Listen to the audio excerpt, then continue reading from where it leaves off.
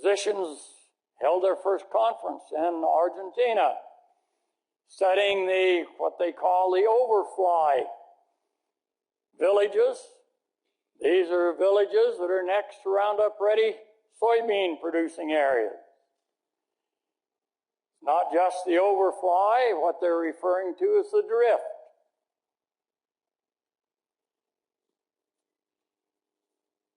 You see birth defects. You see all of the other effects, 447% increase in musculoskeletal, heart, thyroid. The other effects, increased cancer, not only in children but also in adults. You see the neurological disorders increase. You see that none of the studies have analyzed or have looked at behavioral changes. A study in another country, be released shortly, it's a 2-year study again, with white rats. When you look at those white rats, the control ones, just as passive as a pet cat. Hold them on your lap, you can pet them. When we were there last summer, my wife said anything with a tail that long, the only proper treatment is a broom. You can't hardly catch the ones on the GMO feed. We watched them. Had one rat that would just run up the cage just repeatedly. He could do 2 complete backward somersaults before hitting the ground. He was never happy. You look at a swine operation, and your managers will say, well, the pigs are irritated all the time. They chew on each other's ears. They chew on the tails. They don't like the stomachache. Cattleman from Nebraska said, my cattle aren't the same as they used to be. So they've lost the herd instinct. They're looking for something. I suggested he put a salt block out or a mineral block. When we had our dairy and our cattle were looking for something, chewing on the fence, put a mineral block out, took care of it. He said he'd tried that. They've got a stomachache. Not killing them, but behaviorally it shows. A study in this other country, and it's sensitive because of the researchers in most of these areas get hammered pretty hard, just like Cyrileni and his group from France, once they publish, but can reproduce most of the behavioral, neurological, physiological characteristics that we associate with autism. 1 out of 85 children in the Detroit area will be born autistic. 600% increase in the last 10 years. What's changed? You used to hardly ever hear the word. Doctors that work on children and support children with autism will tell you that 20 years ago they could take a child and analyze the diet, modify the diet, and within 6 months or so the child was fairly normal. So it's not that simple anymore. One of the more promising treatments is probiotics injected into the lower intestine to reestablish that biological balance. That seems to be as effective as most of the other things that we've tried. Trying to reestablish that system. This is just the report, National Cancer Institute, annual report on cancers. Making some good progress. Down here with those that were increased by smoking, tobacco, what's happening at those in the top? We're going the wrong direction. All of those are target areas for toxicity of glyphosate. Where's the research? And finally, we got it. A study released the 19th of September, the only long-term study on the toxicity of the GMO protein and our glyphosate. Had 4 treatments.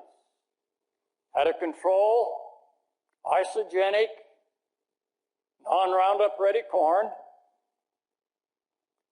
isogenic Roundup Ready corn, Roundup Ready corn treated with glyphosate during its growth phase, and then glyphosate in the drinking water.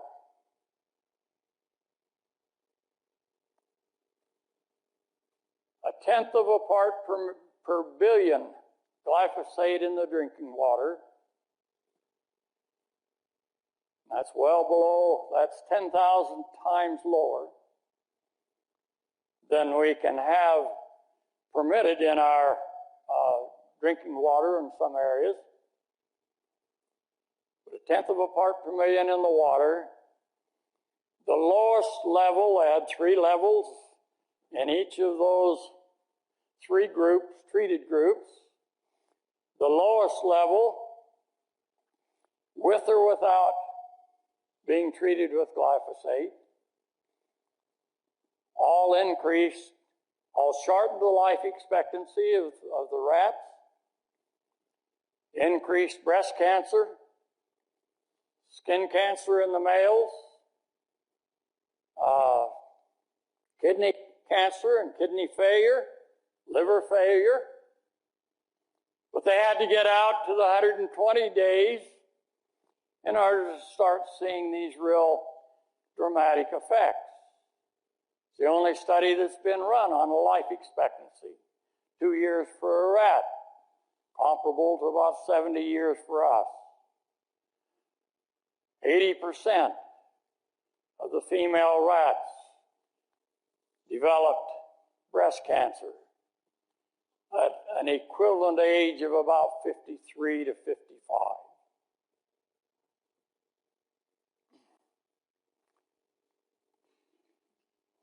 When are we seeing that tremendous epidemic of breast cancer, age-wise, in our population? Used to be 70 and 80. It's 45 to 60. You can see those changes. If you want to break the code, you can see the control has a C here. Here's with the Roundup Ready feed, corn feed only. You can see the Roundup Ready corn that received the glyphosate in the growth period for weed control.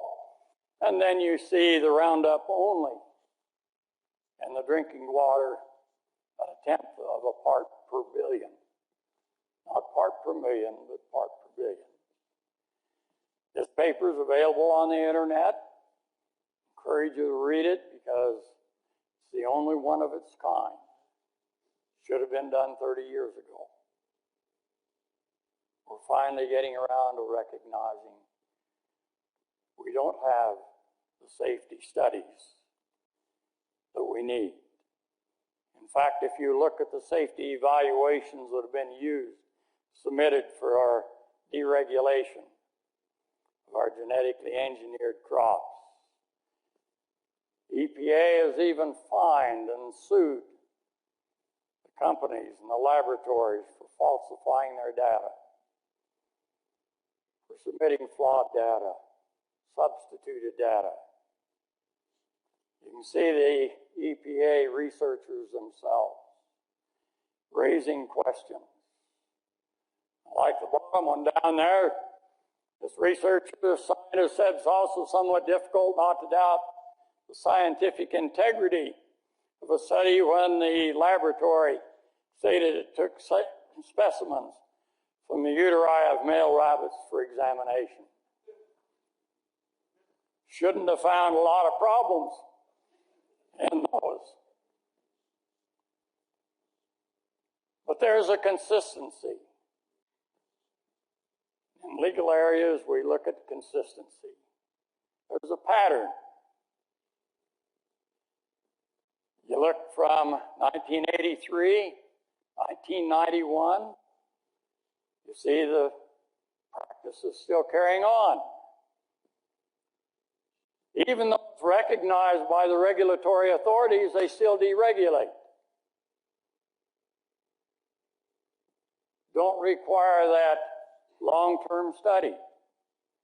Going to 1995, and I've served as a scientist for registration of several pesticides. We always had to have a mode of action identified, degradation process, pathway identified, number of other things. We were limited in how much ground could be covered with a pesticide, how extensive it could be used based on mode of action, based on degradation. With glyphosate, it's been given a full waiver in most of those areas. It's considered such a safe product. EPA and FDA said we don't even need to look at the first degradation product, the AMPA, which clinical studies show is as toxic or even more toxic than the glyphosate itself. Until the Cerulini study, this French study that's just released, no one had ever looked at the product as it goes out in the field. We know that the surfactants can be even more toxic than the active ingredient, listed active ingredient. You see the convictions, you see that pattern.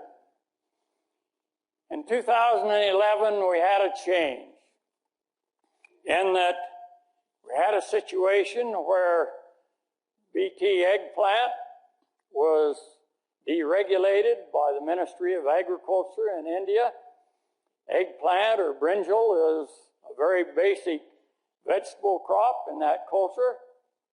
Farmers filed suit against the ministry, said that there's inadequate safety, said we've lost family members, we've lost most of our sheep because of toxicity of the BT cotton that we've grown. We don't believe that the BT eggplant analysis is adequate. Filed suit, got an injunction against implementing or against the deregulation of brinjal. The company then appealed to the next court for deregulation to uphold the Ministry of Agriculture. When the farmers presented their case, the appeals court also upheld the farmers in their complaint so that it was appealed to the Indian Supreme Court. The Supreme Court said, we're not smart enough to make this decision. We need an outside expert to look at the data and see whether it was adequate. They looked around and found a laboratory in New Zealand, internationally recognized toxicology laboratory, asked them if they would take the data that had been submitted for deregulation and analyze it and tell the court whether it was adequate for safety of that product.